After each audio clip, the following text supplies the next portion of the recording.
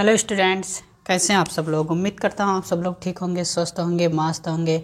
प्यारे छात्र छात्राओं, आज हम लोग सजीव तथा निर्जीव में अंतर जो है पढ़ेंगे। इससे पहले मैंने इसके पार्ट 1 में आप लोगों को सजीव तथा निर्जीव का परिभाषा, उदाहरण और उनके लक्षण को बताया है। तो अगर आप लोग नहीं देखें उस वीडियो को तो जाकर देख लीजिए। और आज जो है हम लोग पढ़ेंगे सजीव तथा निर्जीव में अंतर, उनमें निर्जीव कितने प्रकार के होते हैं उनके बारे में हम लोग अध्ययन करेंगे। अभी हम लोग सजीव और निर्जीव में अंतर को अध्ययन करेंगे। तो इससे पहले अगर आप लोग चैनल पर नए हैं तो चैनल को सब्सक्राइब करिए, लाइक करिए, अपने यार दोस्तों को भी शेयर करिए। आइए हम लोग देखते हैं सजीव तथा निर्जीव में अंतर। Difference between living and non living, यानी क्या अंतर है सजीव में और क्या अंतर है निर्जीवों में। तो सजीव वस्तुएं किसे कहते हैं, निर्जीव वस्तुएं किसे कहते हैं, यह हमने पिछले क्लास में डिस्कस किया है। तो अगर आप लोग नहीं देखे तो जाकर देख लीजिएगा। अब देखिए सजीव जो है पहला पॉइंट है सजीव और इधर निर्जीव में। तो सजीवों में पोषण की क्रिया होती है, सजीवों में पोषण की क्रिया होती है। वहीं पर अगर निर्जीव में देखा जाए तो निर्जीव में पोषण नहीं होता है, यानी निर्जीव में पोषण नहीं होता है। अब पॉइंट नंबर 2 में देखा जाए, सभी सजीव श्वसन करते हैं, सभी सजीव श्वसन करते हैं।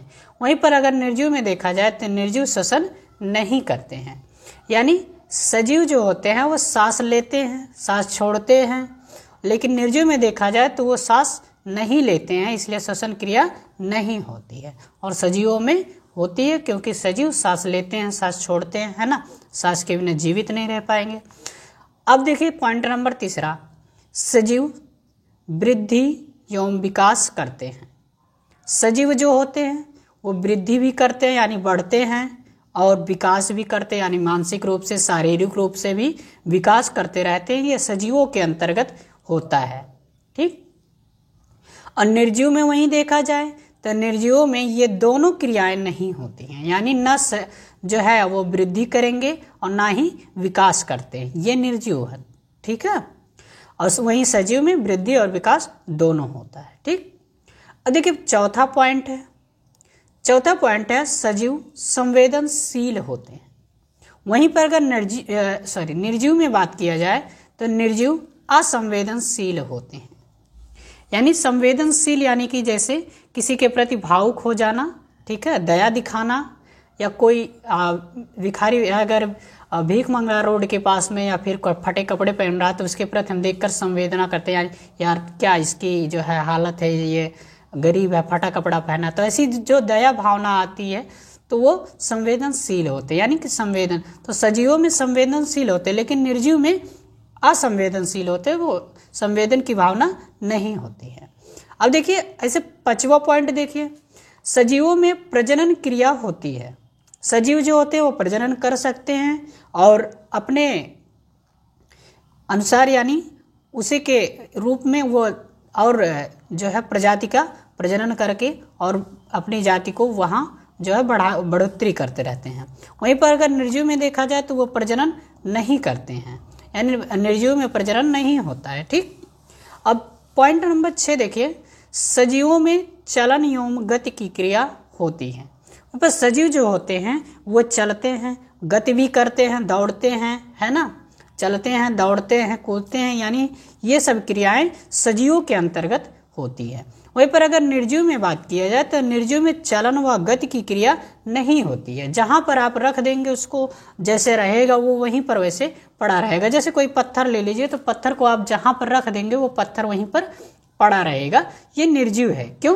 क्योंकि पत्थर निर्जीव होता है तो उसमें चलन और गति की कोई क्रिया नहीं होगी। जब कोई उसे उठाकर कहीं और रखेगा तब वो जाकर फिर उस स्थान पर आएगा, नहीं तो वहीं पर वहीं पड़ा रहेगा। तो ये सजीव और निर्जीव में अंतर था, ठीक है।